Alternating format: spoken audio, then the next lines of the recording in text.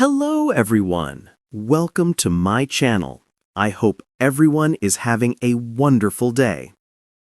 The rain tapped gently on the window pane of the Garraway household, a soft rhythm that mirrored the heaviness in Kate's heart.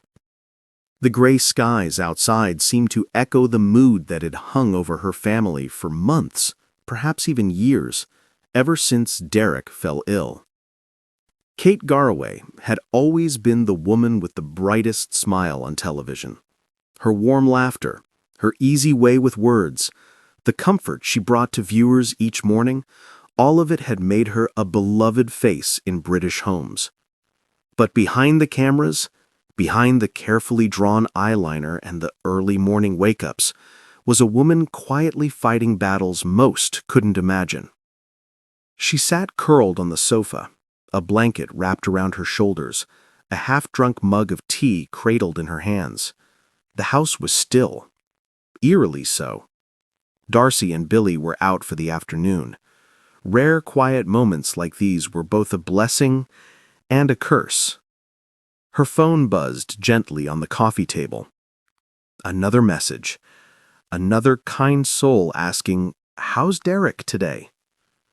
She smiled sadly, grateful for the support, but exhausted by the same answer she always had to give. Still fighting. Still here, but it's hard.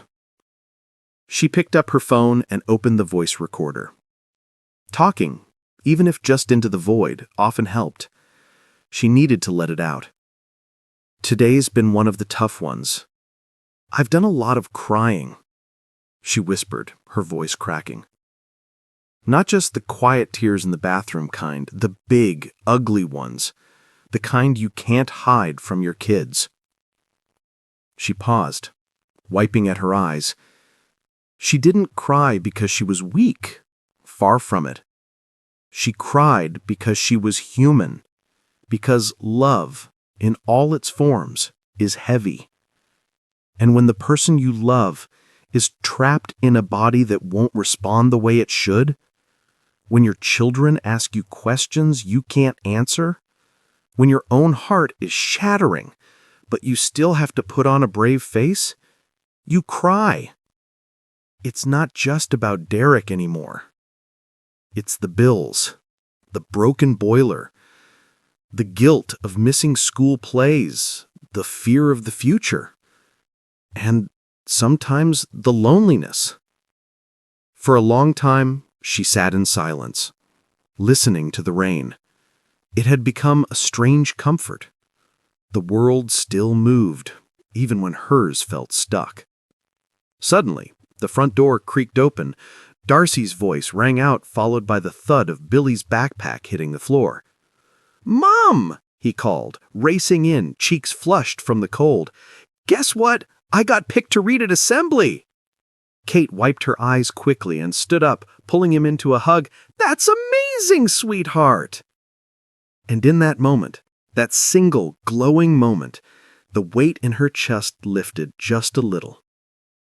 Later that evening, as the family gathered around the dinner table, Kate watched her children laugh over something silly, and even managed to coax a smile from Derek. His hand, though weak, gently squeezed hers in return. In the chaos and the pain, there were still these moments, tiny, golden sparks of joy that reminded her why she kept going. She would never pretend it was easy. The challenges were real, relentless even. But so was her love. So was her strength. And maybe, just maybe, that was enough.